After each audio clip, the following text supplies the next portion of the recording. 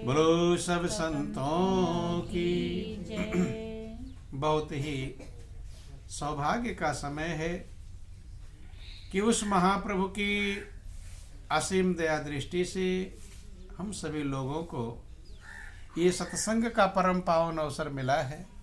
बंधु, ये परमात्मा की बहुत बड़ी कृपा है और बहुत बड़ी दया है। जिस किसी ने भी अपने जीवन की मंजिल को पाया है, अपना कल्याण किया है, अपना उद्धार किया है, उसका एक ही रास्ता रहा है। महापुरुष कहते हैं वो सत्संग का रास्ता है, दूसरा कोई रास्ता मौजूद नहीं। चूंकि सत्संग के द्वारा ही हमें सच्चाई की तरफ ध्यान जाता है।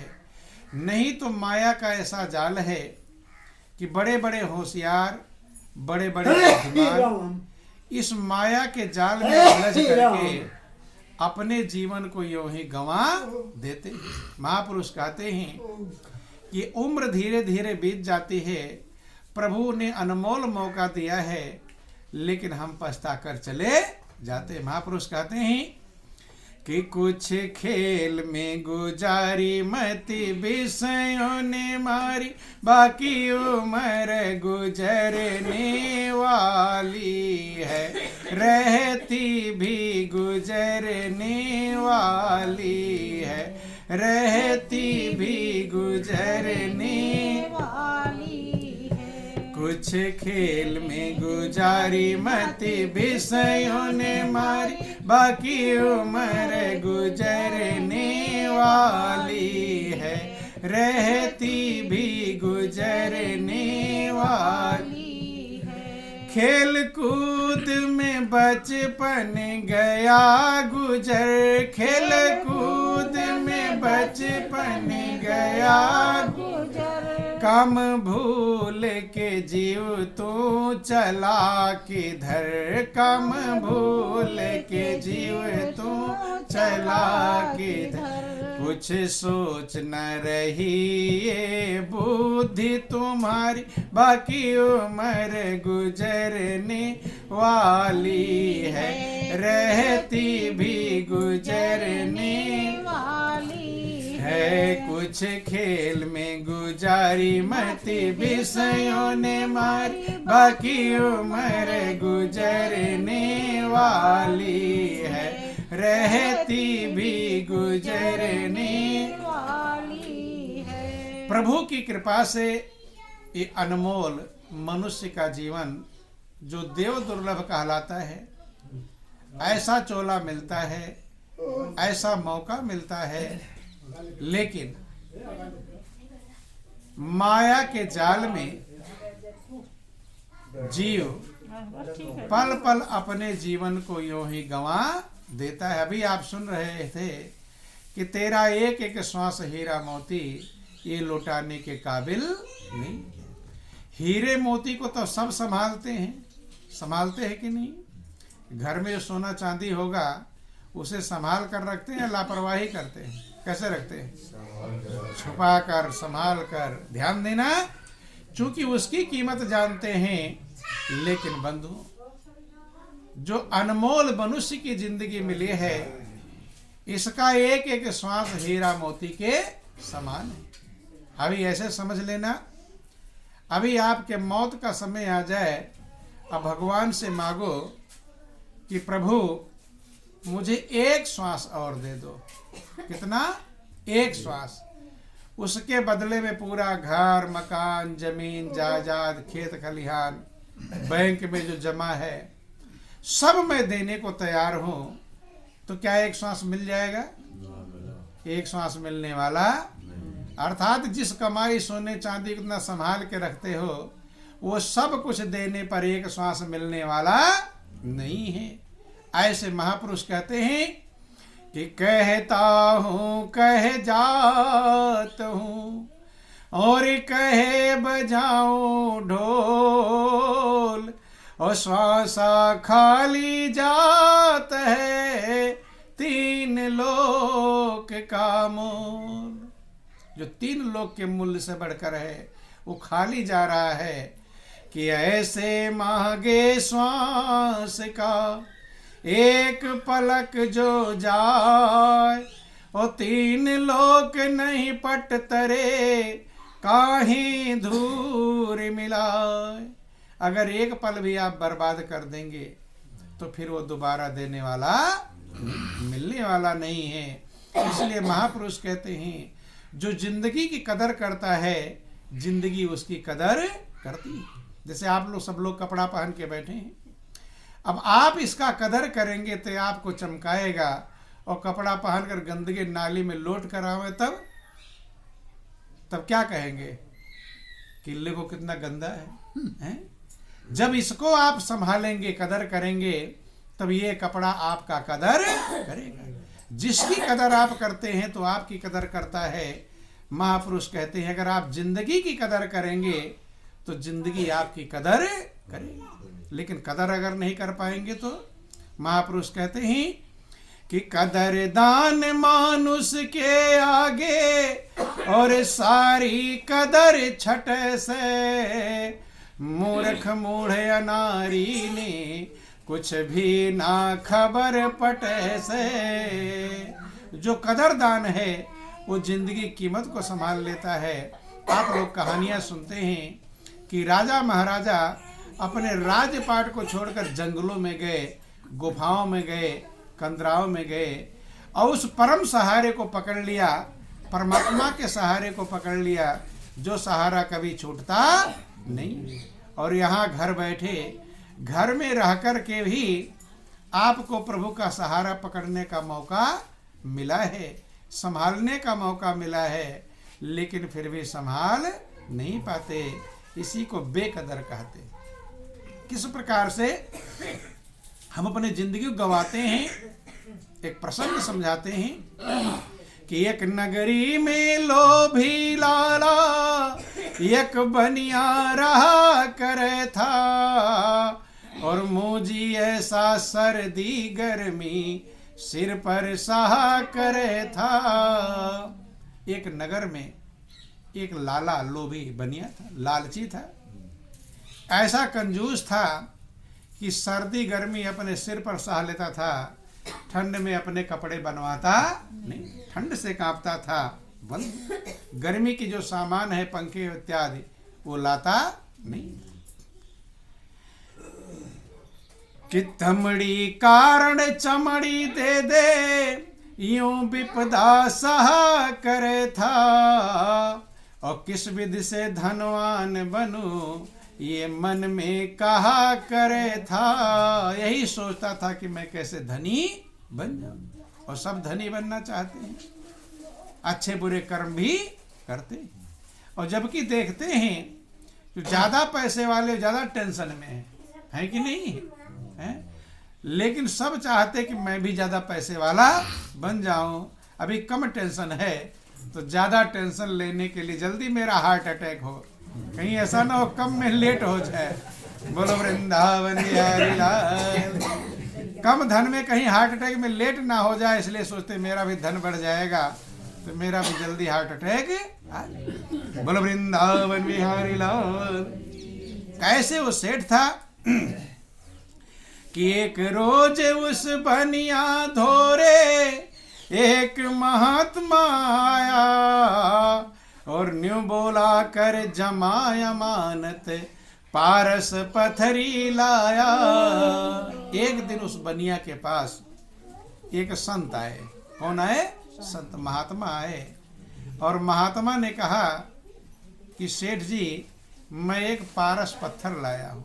क्या लाया हूँ? पारस पत्थर। पारस पत्थर की विशेषता होती है कि अगर उसमें लोहा छू जाए तो सोना बन जाए। तो वही कहा कि जो रोगिया चाहे वही वैद्य फरमावे। वो लोभी था ही, धन चाहता था। और संत ने कहा कि मेरा पारस पत्थर रख लो, मैं सत्संग करने जा रहा हूँ और 6 महीने में लौट कर आऊंगा, तब अपना पारस पत्थर ले जाऊंगा। कि एक रोज उस बनिया धोरे एक महात्मा आया, और न्यू बोला कर जमाया मानत पारस पथरी लाया। अरे सत्संग करने जाऊंगा लाला और निर्मल हो जाए काया, और 6 महीने में वापस आऊंगा, वायदा ठीक बताया। वो पानी गर्म है क्या वाला? हाँ ले अब। बोलो वृंदावन बिहारी लाल की, उमापति महादेव की, जगत जननी अम्बे मैया की। तो बंधुओं, संत ने कहा है पारस पत्थर रख लो, सत्संग करने जा रहा हूं जिससे हृदय निर्मल हो जाता है। मैं 6 महीने में लौट करके आऊंगा, तब पारस पत्थर लो। की शर्त करी मंजूर सेठ ने और पारस पथरी रख ली, और फिर गद्दी के दई सिरहानी तकिया नीचे ढक ली। कीमती चीज था, संभाल कर तकिया के नीचे रख ली। इससे मैं धनवान बनूंगा, मन में अपने तकली। सोचा कि अब मैं धनी बन जाऊं। अब विचार किया उसने कि घर के लोहे के जो सामान हैं उसको अगर इसमें छुआ दूंगा सोना बन जाएगा, फावड़ा है, कुदाल है, तो फिर खेत में ले जाने में झंझट लगेगी। तो सोचा कि ले आऊं लोहा बाजार से ढेर सारा खरीद करके, इसमें छुआ लूंगा और सोना बन जाएगा, फिर मैं धनी बन जाऊंगा। लेकिन ध्यान देना, जैसा जिसका स्वभाव होता है काम वो ऐसा ही करता है लोभी, लालची है। तो महापुरुष कहते हैं कि कामी क्रोधी तर जाते हैं लेकिन लालची तरते। कामी तो करोड़ों तरे और क्रोधी तरे 1000, और लोभी जियरा ना तरे कहते कबीर विचार। कामी तर जाएगा। अब तुलसीदास महान कामी सांसारिक थे, मुर्दे पर सवार होकर नदी के उस पार चले गए, सांप को रस्सी समझकर चढ़ गए। महान थे, कामी सांसारिक थे, लेकिन वे तर गए, अपना कल्याण कर लिया औरों का उद्धार। क्रोधी भी तर गए। आप लोग सुनते होंगे कि क्रोधी दुर्वासा थे, 1 सेकंड में श्राप देते थे, लेकिन दुर्वासा भी बहुत बड़े महान पहुंचे हुए संत काल महापुरुष कहलाते हैं। कृष्ण को भी तमाम शिक्षाएं उन्होंने प्रदान किया। तो बंधुओं कहे कामी तो करोड़ों तरे और क्रोधी तरे 1000, और लोभी जियरा ना तरे कहते कबीर विचार। लोभी उद्धार होने वाला नहीं। वो सेठ कैसा था? लोभी। रख लिया। अब लोहे का भाव पूछने कि उछड़ चाला भाव लोहे का, बढ़ रहा सै की घटे से। बाजार में गया, सेठ से कहता कि सेठ जी लोहे का भाव बढ़ रहा है कि घट रहा है? सेठ ने कहा कि भाई अभी इस समय तो रेट बढ़ा हुआ है, तुम मेरे मित्र हो, बस अब सस्ता होने वाला है। ऐसे हम अपनी जिंदगी को बंधुओं, लोग क्या करते हैं, लोग सोचते हैं अभी तो काम धंधा है, बाल बच्चों का पालन कर लो, ये कर लो, वो कर लो। बाद में जब बूढ़ा हो जाऊंगा, खाट पर बैठ जाऊंगा, है टूटी सी खाट मिल जाएगी। बूढ़े को अच्छी वाली खाट मिलती कि खराब वाली? कैसी मिलती है? खराब वाला ही ढूंढा जाता है। टूटी सी खाट और फटा सा कंबल और उसी में पड़ा, तब भगवान का भजन ही भजन है। लेकिन बूढ़े लोगों से पूछो, है जब जवान रहेंगे तो कहेंगे बुढ़ापे में कर लेंगे, और जब बूढ़े हो जाएंगे कहे भजन कर लो महाराज, अब तो बैठा ही नहीं जाता। नहीं समझ में आए? अब उठा बैठा जाता कि नस नाड़ी सब ढीली पड़ गई, लचर पचर तेरा गात करे, और दम्मा खांसी रोग सतावे, सूखे सूखे हाथ लगे, और पड़ा रहे दिन रात खाट में, अच्छी ना कोई बात लगे। रो रो कर पछताए, जिंदगी खो दई काम की, और माटी में मिलेगी तेरी काया चाम। तो बंधुओं ध्यान देना, उधार कर देते हैं। ऐसे ही सोचा कि लोहे का रेट जब सस्ता होगा तब लोहा खरीद लाऊंगा, यही सस्ता होना है। उधार करते हैं। आज कहे कि काल भजूंगा और आकाल कहे फिर काल, और आज काल के करत ही अवसर जासी चाल। समय निकल जाएगा, कल रहेगा कुछ भरोसा नहीं। कल नाम काल का है और कल कभी आता नहीं है। जिसने कल का उधार कर दिया भजन का, वो भजन कर पाता नहीं, वो जिंदगी को यूं ही गुजार देता है।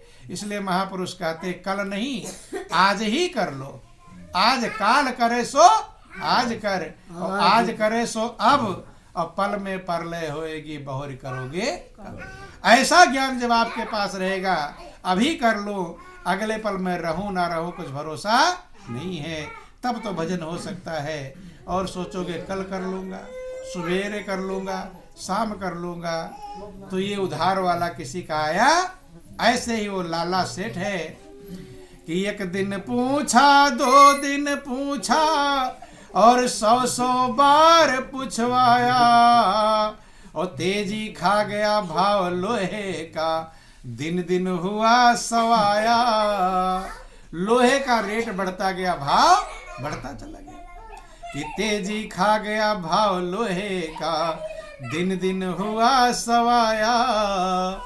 और लोभी लाला लोभ के कारण और नहीं खरीदन पाया। लोभी लाला था, लोभ के कारण सस्ते में लोहा ले, अरे सोना बन जाता कितना महंगा था, लेकिन लोभ मनुष्य को डुबा देता है। बोलो वृंदावन बिहारी लाल की जय, उमापति महादेव की जय। आप लोग आगे बढ़ो आगे। उमापति महादेव की जय। हाँ बैठो। जगत जननी अम्बे मैया की। तो ध्यान देंगे, समझने का प्रयास करेंगे। बोलो वृंदावन बिहारी लाल। कि एक दिन पूछा, 2 दिन पूछा और 100 बार पूछवाया, और तेजी खा गया भाव लोहे का, दिन दिन हुआ सवाया। और लोभी लाला लोभ के कारण और नहीं खरीदन पाया, और 6 महीने गए बीत चाल कर, वही महात्मा आया। 6 महीने बीतने में कितना देर लगता है, जब आपकी पूरी जिंदगी बीतने में देर नहीं लगती है। आपको लगता भी थोड़े दिन तो पहले हम बच्चे जैसा खेल रहे थे और अब बूढ़े हो गए, लगता कि नहीं लगता। ये समय निकलते देर लगता नहीं है, क्योंकि समय निरंतर चलता रहता है, ये कभी रुकता। चाहे सो, चाहे तुम गाफिल रहो और दुनिया में चाहे होशियार, चाहे गाफिल रहो चाहे होशियार रहो, समय का पहिया चलता जाए। समय का पहिया हरदम चलता रहता है, जिंदगी बीत जाती है। बंधु कि 6 महीने गए बीत चाल कर, वही महात्मा आया। किन्नु बोला कर जमाय अमानत, अब क्यों दूर हटे से, और मूर्ख मूढ़े अनारी ने कुछ भी ना खबर पटे से। संत हाथ फैलाते कि लाओ मेरा अमानत लौटा दो, पारस पत्थर मेरा लौटा दो। अभी सोना बना पाया, अभी सोना बना पाया नहीं। ऐसे आपको मनुष्य की जिंदगी मिलती है, यही पारस पत्थर है। क्या है? यही पारस पत्थर है, मनुष्य की जिंदगी है। और प्रभु की भक्ति है, वही सोना है। लेकिन मनुष्य की जिंदगी में पारस पत्थर मिला रहता है, उससे सोना बना पाते नहीं है। और यमराज आ जाते हैं कि अब चलो, अब हो गया तुम्हारा टाइम पूरा। तब तुम एकदम परेशान व्याकुल हो जाते, रे इतना जल्दी आ गए, अभी तो बहुत काम बाकी था, अभी नाती पोतों की शादी बाकी था, अभी बहू का चेहरा नहीं देखा। खाते कि नहीं खाते? बोलो वृंदावन बिहारी लाल की, उमापति महादेव। तो बंधु लोग आश्चर्य में पड़ जाते हैं। महापुरुष कहते हैं आश्चर्य मौत आ जाती है तब लोग आश्चर्य करते हैं। करते हैं कि नहीं करते? मौत में आश्चर्य नहीं है, आश्चर्य इसमें है कि आपके अंदर वो जीवात्मा बैठा हुआ है। इसमें आश्चर्य है कि 10 द्वारे का पिंजरा और तामे पंछी कौन, और रहे को आचरज है गए अचंभा कौन। 10 द्वार आपके अंदर हैं, इसमें आत्मा रूपी पक्षी बैठा हुआ है। आश्चर्य इसमें करना चाहिए, जब कोई पक्षी पिंजरे में रहता है और उसकी खिड़की खुल जाए और अच्छे अच्छे फल उसमें रख दो, तो पक्षी फल खाएगा कि उड़कर भागेगा? क्या करेगा? भागेगा।